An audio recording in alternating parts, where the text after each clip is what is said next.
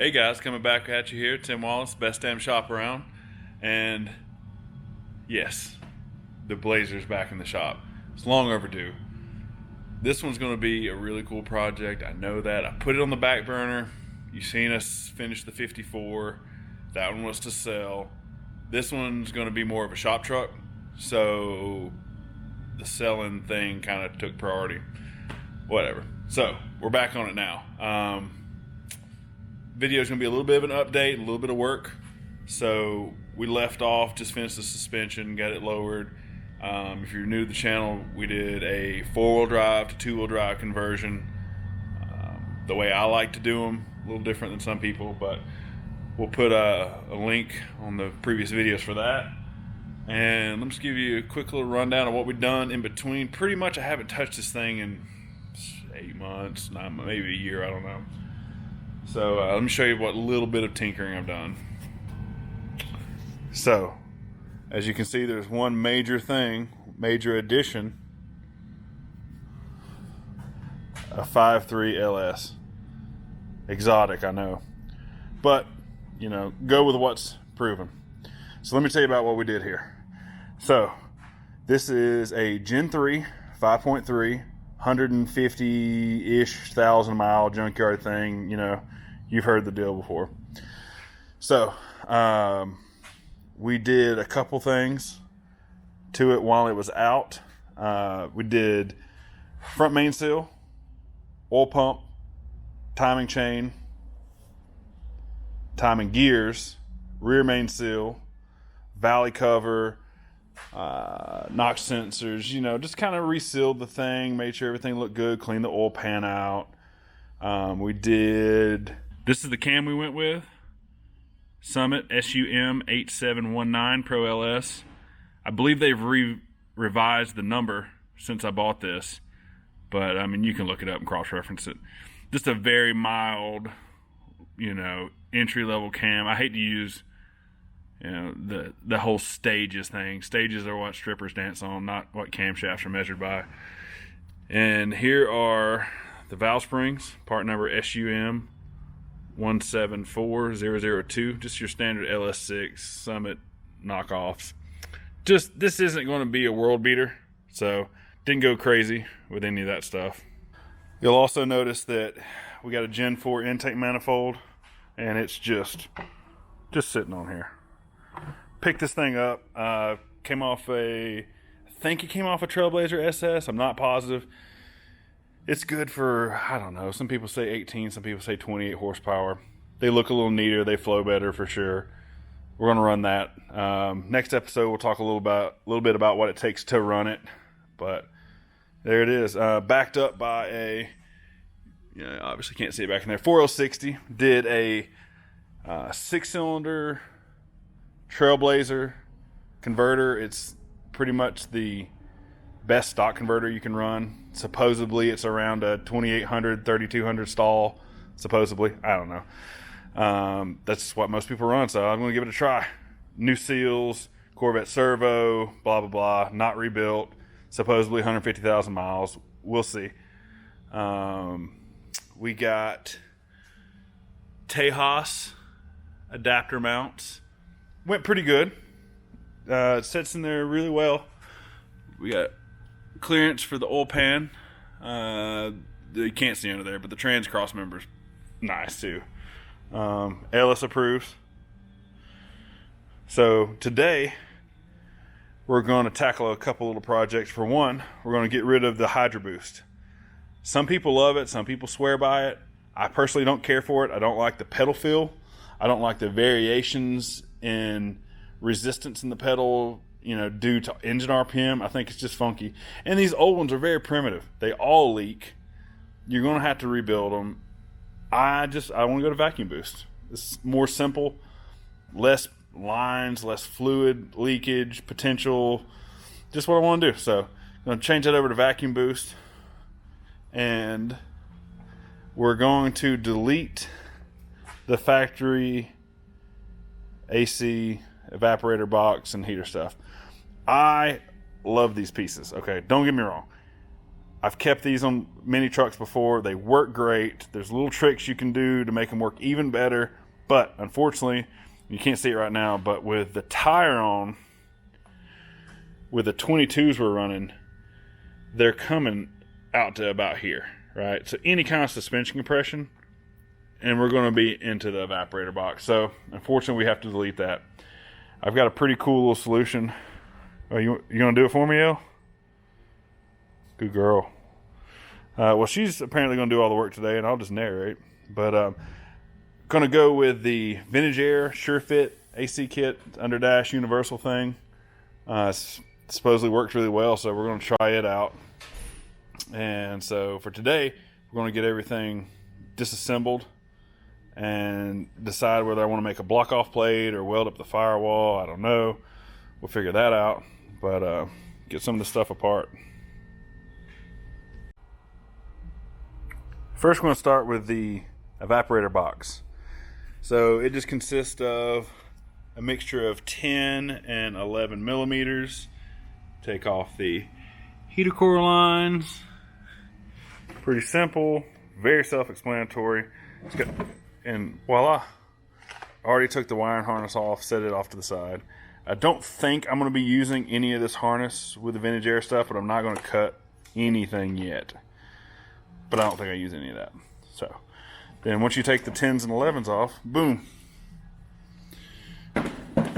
Nice, clean firewall-ish. So you can see, got the blower motor opening, the blend door hole. All that'll probably get deleted and smooth. We'll see. We'll see what I feel like. I may make a filler panel, weld it up, make it pretty. Or I may make a block-off plate. I don't know. We'll see. Next, we move to the inside. You see it's just an absolute mess in here. Just extra parts laying around. Whatever. But that's not today's concern. So, first thing we do on the inside, we got to drop the glove box. Which, look at there. Paint match pin. That's not the correct color. Warranty information.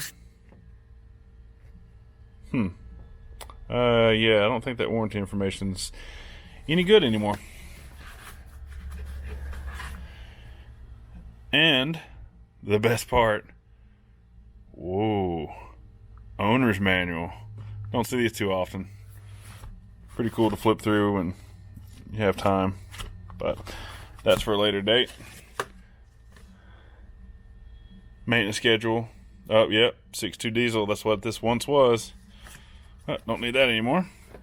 So now we just take the glove box out. So yeah, empty it out first.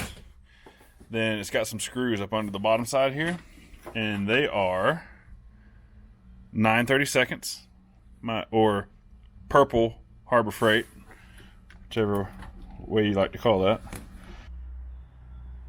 So here we go. Got everything apart. I tried to film it. I just don't have good enough light inside, so I put it set it back together on the outside here so you can see. Obviously, this section is what you can see from the outside. It's from the outside of the firewall. They call this the evaporator box. It houses an evaporator, obviously. Some electronics, blower motor, condensation drain. So this is all the outside that most people see. And I showed you what the firewall looks like after that's off. This is the inside. Not as many people see this.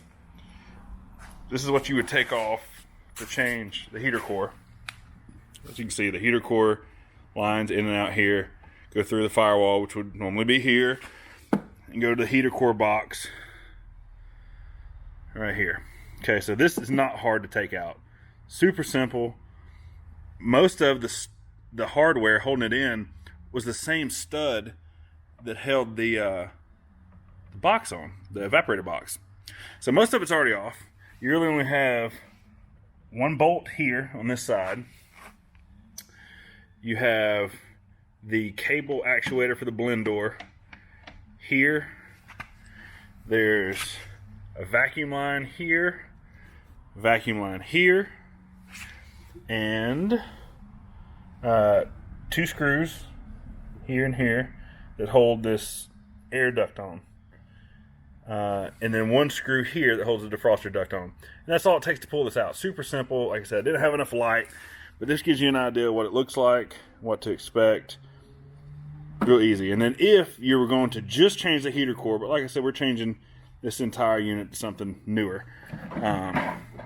You know, you would have pulled this out, okay, and then right in there is your heater core. And if you want to change it, real simple. See, there's some little, I don't know what they are, 1/4 inch bolts here.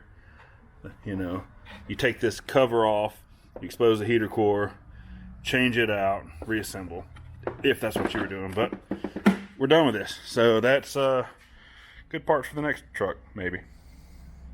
So the next thing we're going to tackle is the master cylinder / Hydra boost situation here. If you're unfamiliar, most vehicles have a vacuum diaphragm that helps with pedal assist during braking. Your diesels, your bigger like 1 ton, 3/4 ton stuff have what they call Hydra boost, which your pedal assistance comes from lines that run down to, well, we don't have it right now, but the power steering pump. So the pressure of the power steering pump assists the braking pressure. And that's just what they did. Some of your bigger motor stuff won't build enough vacuum to properly utilize a vacuum diaphragm. Some people use these. Like I said, they're notorious for leaking. This one, you can kind of see, is wet. As soon as I hit that with any pressure, it's going to just puke fluid everywhere. We're not dealing with that. We're putting a vacuum booster on.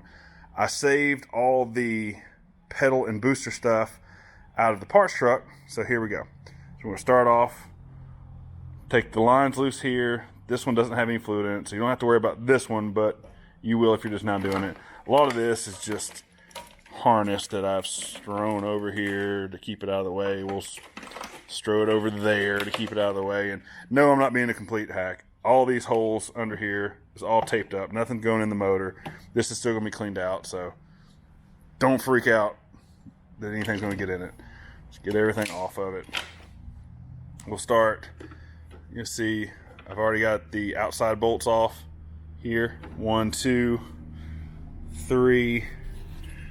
Fourth one's hiding it down there. So there's 4 from the outside, 2 from the inside. I'll get all that apart. Once again, I'm not going to have good enough light in there. So once I get it apart, I'll have it on the floor and show you what we're working with. Here we go. Remove the original Brake Master and Hydra Boost assembly. Got it right here on the floor. Show you guys some differences. So, master cylinder, obviously. Hydra Boost assembly. And like I said, you can see how nasty that is. It was leaking. It's just gross. So, got this out. This is off the parts truck. Now, originally, I thought I was going to reuse this, but I see some rust like deep down inside. These aren't exactly easy to take off, so I'm just going to do this once. Go ahead and buy a new one. They're kind of expensive, but I'd rather just be done with it. But just to show you the differences and similarities, you can see same offset on the flanges, bolt pattern. Rod links are very similar, and we'll get into that in a second. You know, and this is a little bigger, a little bulkier, more compact, but more lines and fittings and things. I'm just going to quit beating the dead horse. This sucks in my opinion. This is the way I'm going to go. Buy a new one of these, get a new master cylinder. It'll bolt here, just like that. So, this goes through. The rod will go through and go to the pedal. Now, this is the pedal assembly out of the parts truck. So this is what you'll see when you crawl up under your dash. It'll be upside down like this. Okay, so the rod will go through the firewall and connect right here to this little pin.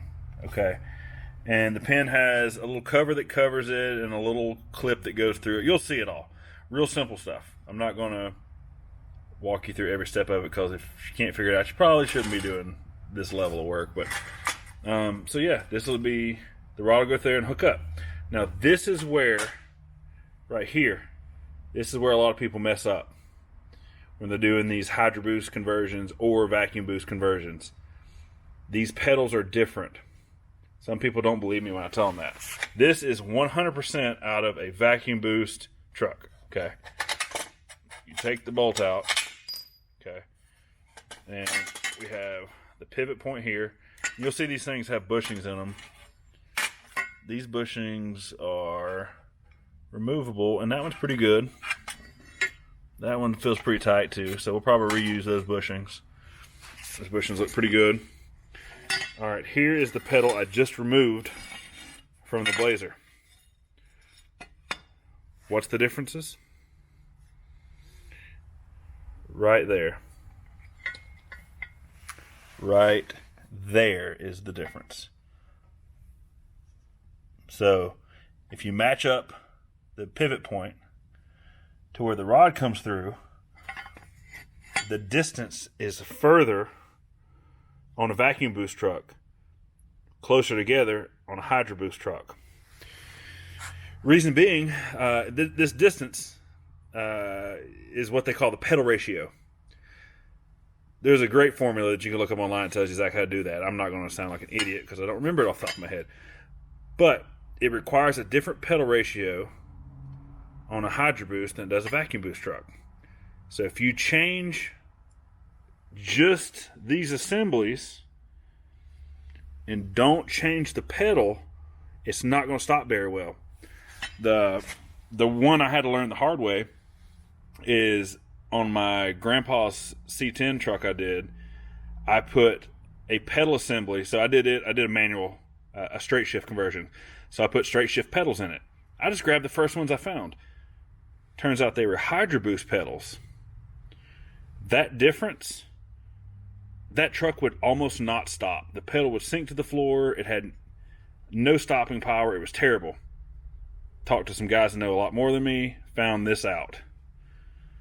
Put the correct pedal in, stops great now. Little things like that, guys. You really got to pay attention on these things. So if you're going to do the swap, get the correct pedal. So, other than that, they're the same. You know, the pad surface, you know, one has a pad on, one doesn't, but that's the same. The angle's the same. It's just that distance. I mean, you could probably, you can see it on this side too. You could probably drill it out, put a bolt in there as a stud. Why? I mean, there's so many of these things being parted out. Just get the right thing and be done with it. So guys, that's where we're going to leave off for today. It's getting kind of late. The parts stores have closed. I need some spray paint to kind of clean this stuff up a little bit before I put the pedals back in. I want to get a new booster because that one just looks kind of skanky and I'm not reusing that. So we're going to finish up tomorrow. I'm going to do better. My goal is a video a week. I'm going to try to maybe set it loosely for releasing on Sundays, maybe Mondays. Y'all can let me know. I don't know. We're going to figure it out. We're going to be better. We're going to show more work like this. Next episode, we're going to have all this stuff back together, and we're going to start on the front of the accessory drive system. Some of that stuff together, show you how to put the Gen 4 intake on the Gen 3 motor, blah, blah, blah. We'll just kind of play it by ear. But that's it for today. Thanks for tuning in. If you're enjoying this, subscribe. You know, like, leave a comment. Tell me I'm doing terrible. Tell me I'm doing great. Feedback helps. I just make this a better channel for everyone. So, once again, thanks, and see y'all next time.